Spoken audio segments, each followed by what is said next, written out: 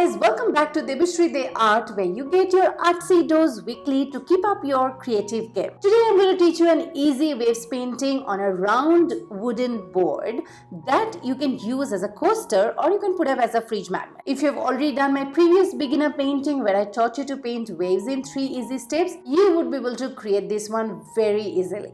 Alright, so let's get started.